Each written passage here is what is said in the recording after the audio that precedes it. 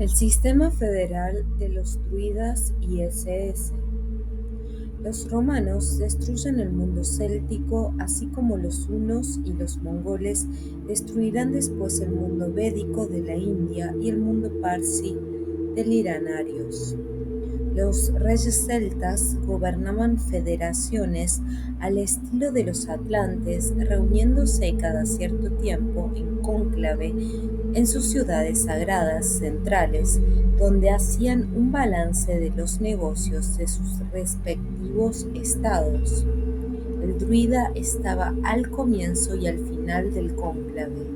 Todo se cumplía más o menos al estilo en que Platón nos cuenta en la Atlántida. Los cátaros también favorecieron un sistema federado en el Languedoc. Como los celtas de Irlanda, los pueblos del mediodía amaban por encima de todo su libertad. Esta es una herencia nórdica hiperbórea que encuentra su expresión más antigua en las tribus germanas, despejadas el tronco desaparecido en la gran catástrofe, y en la Manebunde, asociación de guerreros ligados por juramento de vida y muerte, pero a la vez con gran independencia moral y espiritual del individuo frente al jefe o Führer. Los SS intentaron organizar en nuestro tiempo una Europa de patrias carnales, federadas, dirigidas espiritualmente por los iniciados de la Orden Negra. Casi al finalizar la guerra, el cuartel general de las SS publica la Declaración de Charlottenburg como una respuesta a la Declaración de San Francisco hecha por las potencias aliadas para propagar sus principios democráticos. La Declaración de las SS expone los principios del nuevo orden, el sentido orgánico vital del Tercer Reich y de la Europa federada. La Orden SS no hablaba ya por Alemania únicamente, porque en su gran mayoría y en el año 1945 estaba compuesta por miembros de todas las naciones europeas. De 1.000.000 de hombres pertenecientes a las Waffen-SS, más de 600.000 no eran alemanes. En la cruzada contra el bolchevismo estaba representada toda Europa y había voluntarios de otros continentes. En las SS había españoles, belgas, franceses, holandeses, noruegos, suecos, italianos, ingleses, americanos, checos, húngaros, croatas, rusos, hindúes de Suba, Chandrabose y hasta tibetanos. Se sabe que los últimos y más encarnizados defensores del búnker de Hitler en Berlín fueron los franceses de la división SS Carlomagno. Miguel Esquerra, comandante de la división SS española, que luchó hasta el final en Berlín, cuenta en su libro Berlín, vida o muerte, que Goebbels decía: donde veáis hombres luchando con desprecio total de la muerte, son españoles. Agrega que Hitler le hizo ir al búnker poco antes del final para entregarle la más alta condecoración y ofrecerle la nacionalidad alemana. Esquerra escribe que agradeció emocionado, pero rechazó diciendo: mientras viva seguiré siendo español.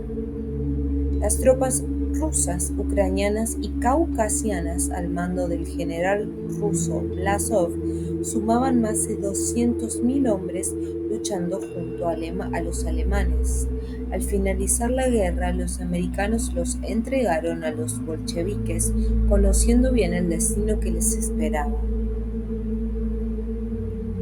En agosto de 1941, o sea, un mes después de haber lanzado el ataque a Rusia bajo el nombre de Operación Barbarroja, se ha elegido como símbolo a ese emperador que solo duerme en el mundo de la tierra interior. Hitler declara a un grupo de los suyos que las fuentes energéticas del futuro se encuentran en el agua, el viento, las mareas, el carbón y las del gas en los pozos de las fermentaciones. El 8, el 9 y el 11 de septiembre vuelve a dirigirse a sus camaradas de modo visionario. Si yo pudiera hacer comprender al pueblo europeo lo que el espacio del este representa para nuestro porvenir, irán allí los noruegos, los daneses, los suecos, los holandeses, a esos inmensos territorios que formarán parte del Reich. Yo no veré ese día, pero me alegro que el pueblo alemán, que en cambio verá a ingleses y alemanes juntos. Cuando uno se imagina la cantidad de fuerzas creadoras que duermen en el espacio europeo, en Alemania, en Inglaterra, en los países nórdicos, en Francia, en Italia, en España, deberíamos comprender que los Estados Unidos americanos representan verdaderamente poca cosa. La llave de nuestra potencia será que a través de todo el nuevo Reich no habrá más que un solo ejército, una sola SS, una sola administración. El plan SS para después de la guerra consistía en la creación de un occidente federado, según características étnicas, no solo lingüísticas. Todo el problema de las nacionalidades que agita el comunismo ruso infiltrado en Occidente para conseguir sus fines habría desaparecido al ser resuelto con un sentido orgánico, vital, no racionalista. Las grandes aglomeraciones artificiales que forman las naciones del presente habrían cedido el paso a la asociación voluntaria de las patrias carnales. Se habría acabado así el problema vasco, que no es un problema lingüístico, por supuesto, sino más profundo, el problema irlandés, el problema catalán, el problema languedoc, el problema croata, el problema armenio, el problema ucraniano. Se sabe que Aemon de Valera envió un telegrama de condolencia a la desaparición de Hitler y nadie que yo conozca se atrevió a internarle en un asilo de locos como a Ezra Pound y a Knut Hamsun. Sobre esa federación carnal existe un mapa que fuera propiedad de las SS, la capital de la Europa federada habría sido Viena o Praga.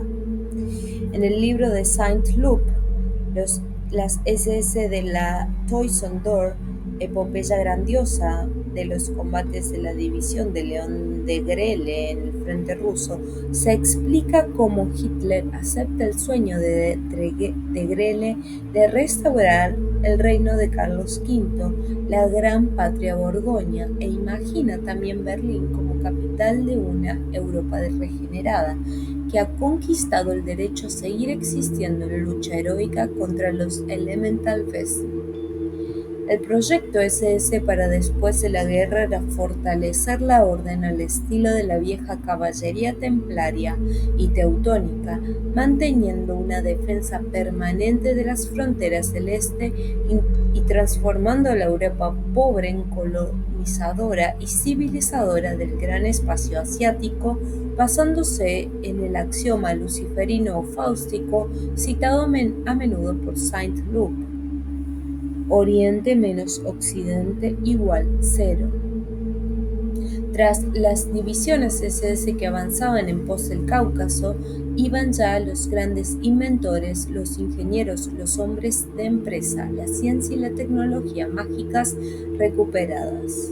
Las gendarmerías SS protegerían una Europa de 500 millones contra la marea asiática de 2.000 millones de hombres por medio de una cadena de ciudades agrofortificadas desde el Cáucaso hasta el Báltico.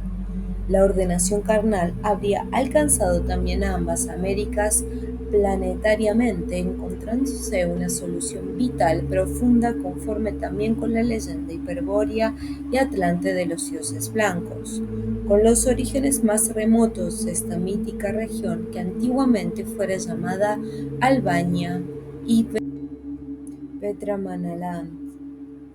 Con la pasión desbordada en la guerra universal, aquello se ignora, y la verdad no se conocerá jamás, insistiéndose únicamente en las deformaciones impuestas por la propaganda de los vencedores. Se desconocerá especialmente que en los círculos interiores de las SS, entre sus iniciados en la Orden del Castillo de Wewelsburg, Gleiza de los SS, entre los Sonnenmenschen hombres sol, las cosas se veían y practicaban de un modo muy diferente al conocido. En la vorágine de los acontecimientos políticos precipitados por el destino y por las voluntades directoras de las corrientes iniciáticas contrarias, todo se ha interpolado en su manifestación visible, divulgándose una historia adulterada. Cromo y Soma. En la medida de lo posible tendremos que ir al fondo de estos asuntos. Hemos dicho que la mine, recuerdo, es la raíz del pensamiento mítico de las razas que, salvadas de las grandes catástrofes, inician la diáspora post-diluviana. Se habla hoy de la memoria cromosomática como de la instancia donde residiría el recuerdo del pasado en una determinada línea hereditaria. El parecido así es un recuerdo, lo es la herencia transmitida en una familia, tribu, raza o pueblo. El cromosoma constituye el núcleo de la célula, compónese de ácido desoxirribonucleico, el llamado ADN, donde se cree ver el origen de la vida. Los genes que lo conforman son como los pilares básicos de esa catedral gótica de la herencia, sus dólmenes. Los cromosomas aparecen como pequeños pilares al microscopio. El vocablo cromosoma descompónese en cromo, color, y soma, forma, color y forma. Ahí reside el recuerdo, la memoria. Para los arios de la India, recopiladores de los Vedas, la casta es varna, significando color. Es decir, la casta fue creada para preservar el color durante la conquista del subcontinente dravídico. La palabra casta fue inventada por un marino portugués y hace referencia a la clasificación del ganado. Los arios necesitan preservar la memoria, su mine, el recuerdo hiperbóreo, y su licor sagrado se llama soma, bebida de la inmortalidad de árboles desaparecidos, tal vez del árbol de la sangre, del árbol del paraíso, en la desaparecida Ariana Bailly, en la última Thule.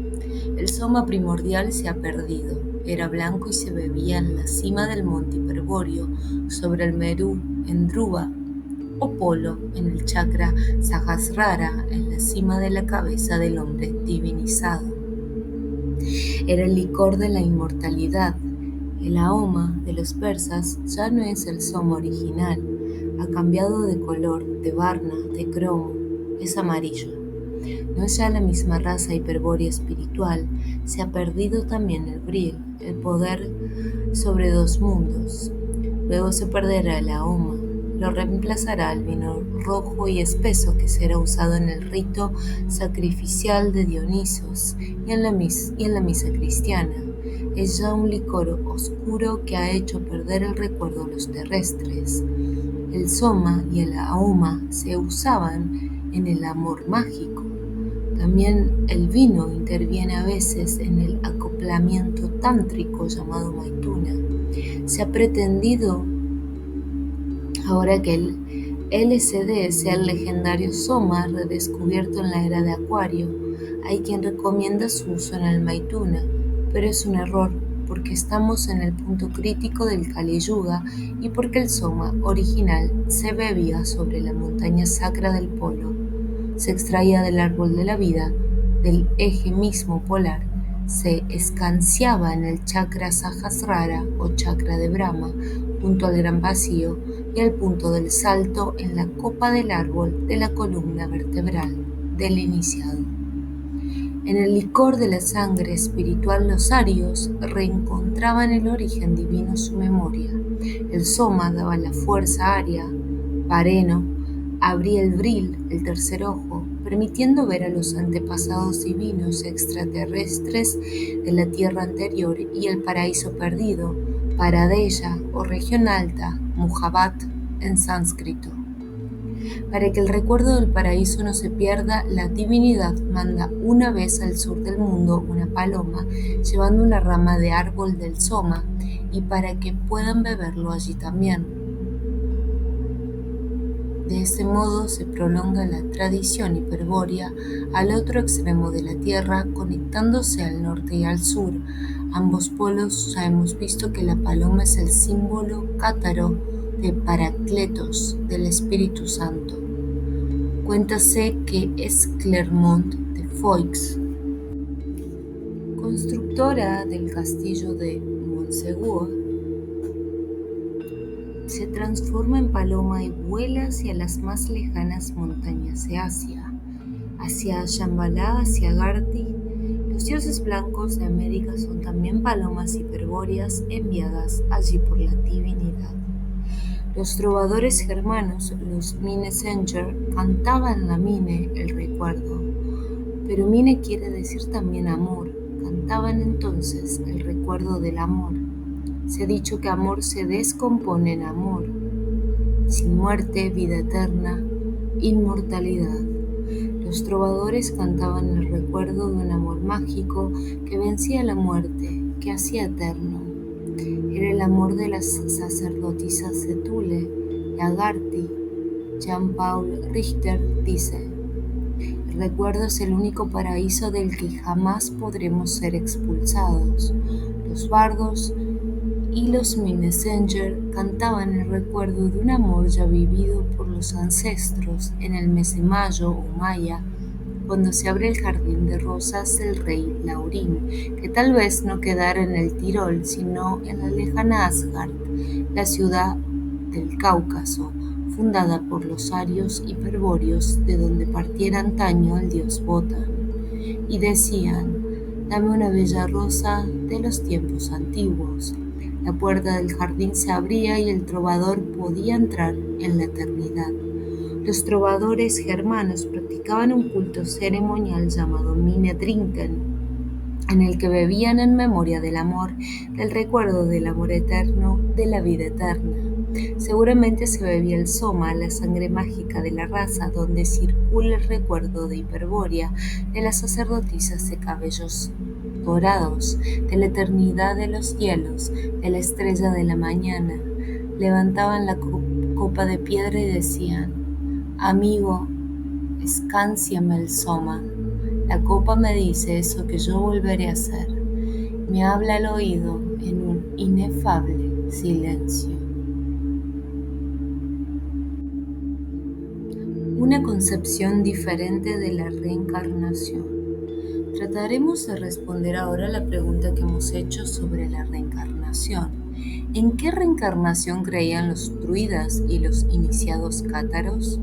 Nos imaginamos que su idea al respecto encontraríase en el concepto de la mine ya esbozado, no teniendo demasiado que ver con el desarrollo simplista y romántico de una creación que sostiene el retorno de una cierta individualidad de un determinado yo, bajando o subiendo por una escala zoológica, darwinista, por así decir, evolucionista, descendiendo al animal o subiendo hasta los ángeles, gracias a una ley mecánica llamada karma, bastante teñida de constricción y con sentido de pecado. Esta es la idea de teósofos y ocultistas occidentales de fines del último siglo y comienzos del actual, desarrollada en novelas románticas y pseudomísticas. Es también la creencia de brujos ignorantes y chamanes que una vez muertos se convierten en sapos, zorros o culebras. La concepción de la mina es absolutamente opuesta. Está basada en la involución y no en la evolución. Es el recuerdo de una vida divina perdida, de una edad de oro. No es el hombre quien desciende del mono, sino el mono quien involuciona del hombre, así como el hombre ha involucionado del mundo divino, del hombre Dios. La tierra misma, la llamada madre naturaleza, donde las peores crueldades y aberraciones suceden, es la involución de otra tierra espiritual que posiblemente se hallaba dentro del hombre.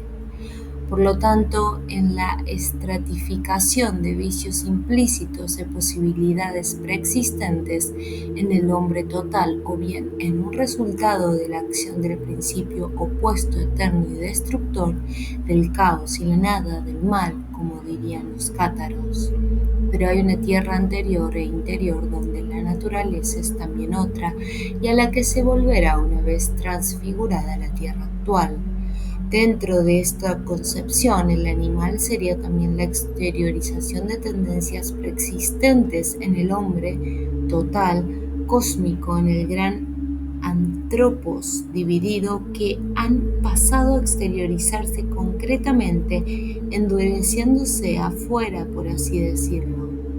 Los cátaros no querían saber nada de esta tierra actual y al abandonarla ascendían de astro en astro hasta alcanzar a Dios.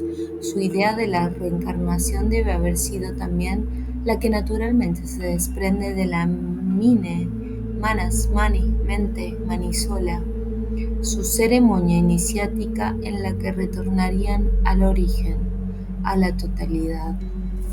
Hemos tratado sobre esta concepción más profunda y hiperbórea de la reencarnación en la última parte de nuestra obra, El Ella, libro de amor mágico. Allí se expone la idea de la reencarnación de la iniciación viril, guerrera, polar, contraria al tipo de iniciación femenina de la tierra actual, de la madre y del concepto matriarcal, impuesto por la mujer desprendida del hombre y dedicada a la reproducción de los trozos dispersos después de la gran partición, la primera de todas las catástrofes. Diótima, en el banquete de Platón, se refiere a una entidad u hombre arquetípico que se expresaría en todos los hombres, que serían únicamente sus ensayos aquí abajo. La inmortalidad se alcanzaría solo en la preservación y reproducción de la especie, en la procreación. Es la iniciación femenina la de la madre Gea, pero la iniciación hiperbórea, aria, olímpica concibe la inmortalidad de otra manera. Bien puede acabarse la línea biológica, la familia, la raza, el pueblo y el hombre permanecer siempre como miembro de una orden iniciática, de un colegio espiritual, rúdico, hiperbóreo, donde se enseña que la inmortalidad se logra en colaboración consciente, de gnosis, con la entidad arquetípica, con la mónada, de la que el hombre es proyección involucionada. Recordemos lo que cuenta Young en sus memorias póstumas. Encontrándose gravemente enfermo, se vio flotar en el espacio, acercándose más y más a una entidad que, sentada y con las piernas cruzadas en la posición llamada del loto, estaba pensando su propia vida, la de Young, y él ahora iba a reunirse con esa entidad, a fundirse en ella. Una sinfonía inconclusa. La reencarnación sería entonces el intento repetido dentro de un tiempo finito y un círculo cerrado de una misma entidad o mónada, por dar fin a una historia, a un tema de una sinfonía, tratando de alcanzar la entonación eterna, la música de la cítara de piedra, el Graal, porque esa mónada de algún modo necesita eternizar la emanación, el hombre, el Hijo, para llegar a ser consciente. Se ha dicho que Dios no se ha imaginado completamente el mundo y solo a través del hombre lo consigue. Y en el libre albedrío del hombre iniciado, el guerrero sacro, puede que se encuentre en juego la misma inmortalidad de la mónada. Eternidad para el gnóstico es saber. Después que Jehová aprisionó a Adán y Eva en un mundo de miserias, Lucifer les aportó la ciencia del bien y del mal, la gnosis salvadora y divinizante, dicen los gnósticos opitas. Opis quiere decir serpiente. Office. Lucifer es el portador de la luz de la gnosis. El premio del esfuerzo luciferino de la emanación del hombre semidivino es su inmortalidad, que de algún modo misterioso beneficia a la mónada, haciéndola más sabia. La inmortalización de la emanación es además con el cuerpo, como lo afirmaban los siddhas tántricos. El inmortal es sacado de esta tierra con el cuerpo en un carro de fuego como Enoch. La inmortalidad no es de todos, deberá ser ganada en batalla despiadada a cada uno de los días de aquí abajo, y es conquista de unos pocos vencedores. La reencarnación no es el regreso de un yo personal disponiendo de nuevos cuerpos y otras historias. La reencarnación es el mismo yo y la misma historia repitiéndose idénticos dentro de un tiempo y un número limitados de ensayos en un círculo nietzscheano de eterno retorno, historia igual en su motivo melódico dentro de un arquetipo de familia que repite esa nota o ese yo un número preciso de veces, buscando el sonido perfecto, inmortal, en distintas intensidades de tiempo, en posiciones diferentes pero análogas del círculo. El arquetipo mónada o puruya sánscrito dispone de una cierta cantidad de notas que son su familia, su raza, su línea sanguínea, a través de cuyos sonidos repetidos, reencarnación, ensaya el encuentro con la melodía perfecta. Cuando la familia, raza o pueblo se transforma en comunidad iniciática, en casa de la familia, como en mi libro Eleya, las posibilidades de inmortalidad aumentan para las notas individuales, pudiendo llegar a representar cada una toda una melodía. Por consecuencia o añadidura, se le da al ángel, al arquetipo, al Dios involucionado, una oportunidad de salvación. Se hace posible el hallazgo de la salida de la puerta estrecha para escapar desde aquí a la inmortalidad. Por eso, sin duda, fue bueno que Yang no muriera entonces, porque habría ido nuevamente a dar dentro de la mónada del arquetipo que estaba pensando su melodía, aún a medias, y donde no se habría eternizado sino disuelto. La memoria cromosomática permite el recuerdo de la melodía obsesionante que hay que tratar de ejecutar hasta lograr su perfección inmortal. Es la memoria de un pacto con nuestro propio Dios o con los dioses, con Lucifer, señor de la iluminación y de las manzanas de oro del jardín de las Hespérides. Las premoniciones son como un recuerdo del futuro dentro del círculo del eterno retorno de lo que sucederá porque ya fue repitiéndose. También allí en la memoria cromosomática se guardan las huellas de las catástrofes cósmicas, del hundimiento de la Atlántida, de la desaparición de Thule, de todo lo que volverá a ser porque ya fue. La iniciación consiste en parte en una técnica de reactivación de la memoria cromosomática, dirigiéndola hasta poder completar la melodía inmortalizante dentro de los márgenes del libre albedrío que aporta al guerrero iniciado la revelación hiperbórea. Si yo soy capaz de recordar a veces la perdida Avalon, la maravillosa ciudad de las manzanas de oro con frutas y animales emblemáticos que hablaban con el nombre hombre porque eran sus amigos, parte integral del hombre. Débese posiblemente a mi herencia de celtas, druidas y visigodos de la villa de Mura de Mondoñedo, en Galicia, no lejos de Santiago de Compostela, ese campo de la estrella, y por mi nacimiento en la vecindad del Polo Sur. Todo eso va adentro, en la memoria de la sangre, es la mine, es también parte de mi iniciación polar, es mi reencarnación, mi melodía.